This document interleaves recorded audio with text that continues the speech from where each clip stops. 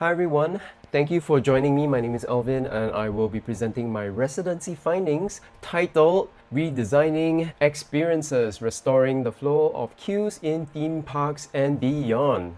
Just a little background on my project. It revolves around theme park queues, and if you've been to one, you know how long the queues can get. My task is to redesign a system to keep the ride lines short.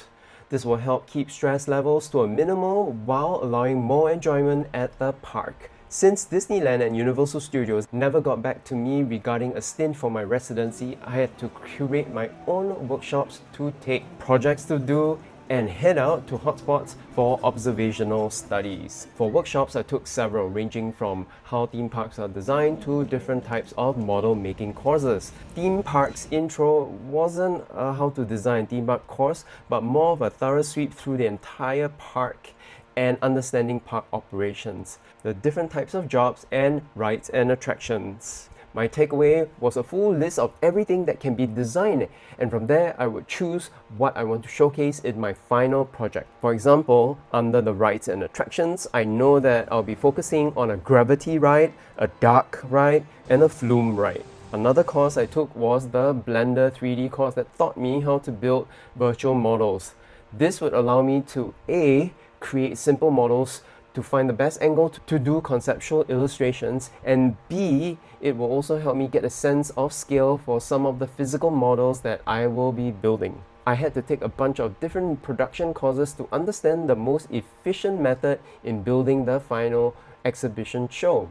Among them were a food miniature making class and a diorama making workshop. The end products were really polished and it took a lot of time to build these, so I might have to scale down the details to be able to complete the models on time. Workshops for 3D printing, laser cutting, and digital cutting will allow me to use the machines to help build my models in a much shorter time frame, but it looks less polished than the hand-sculpted models. Number 3.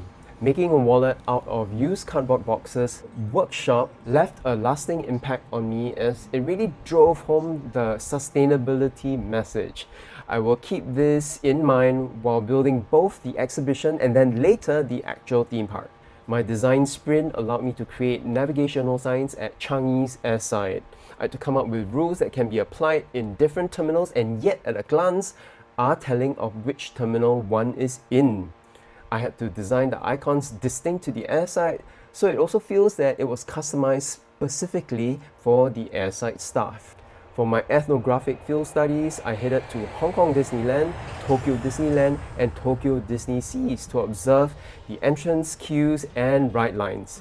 Not much can be done for the long morning lines at the security checkpoint since it is essentially screening and squeezing 50,000 people before 10 in the morning.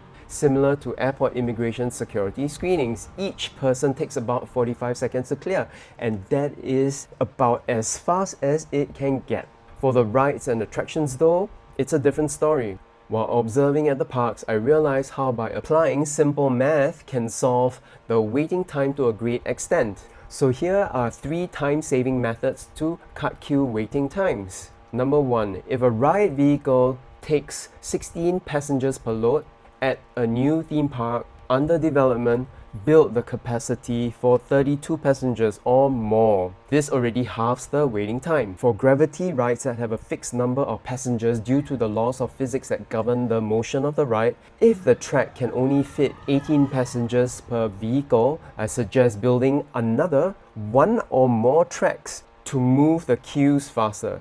These extra tracks can be cleverly hidden so that it won't be an eyesore. During peak seasons, the other tracks can be opened up. And what's great about having several tracks is also the fact that by toggling the use of the tracks, it can help maintain the ride more efficiently with regards to wear and tear. Number 3 is to cut down the ride times. I know this may not sound popular to guests, but not every ride can go on for 7 minutes. Gravity and iron rides can take a toll on the body, so keeping those down to 3 minutes from 7 minutes can already halve the time. And if a roller coaster ride is already 3 minutes short, we can implement number 2 by increasing the number of tracks instead.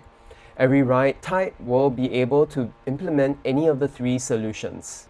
Other observational visits were to see Kengo Kuma's architectural models, understand Antonio Gaudi's philosophy in integrating nature with architecture, and browse through many aisles at the Aki Depot in Tokyo.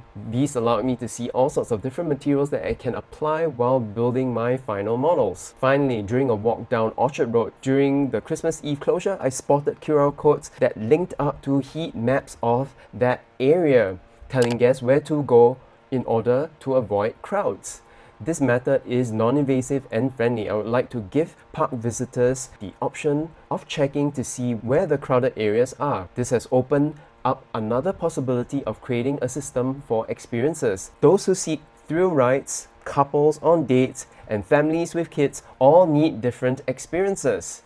My design framework is based on the double diamond, where I have looked up possible ways of shortening queue lines. During my research trip, I was able to identify specifically what can be redesigned to cut queue lines significantly. I will be able to spend the rest of the semester conceptualizing the design of the rides and attractions. And in the final semester, I'll be able to build the models for the final show. For the design brief, number 1, I could build a system for an experiential design where I can design a system for 5 to 6 different kinds of typical park goers. This allows visitors to seek out attractions that are good for them and not waste time on the non-essential ones. For the design brief 2, I will use the mathematical concepts that I mentioned earlier on. These need concept art and physical models that will be a sub-brief. Both design briefs 1 and 2 will need the non-invasive heat map as a sub-brief to help parkgoers navigate. I will also use the rest of the semester to conceptualize the scenes for the full exhibition, and will be fine-tuning and building the project during the rest of the next semester. Once again, thank you for your time in listening to my residency findings.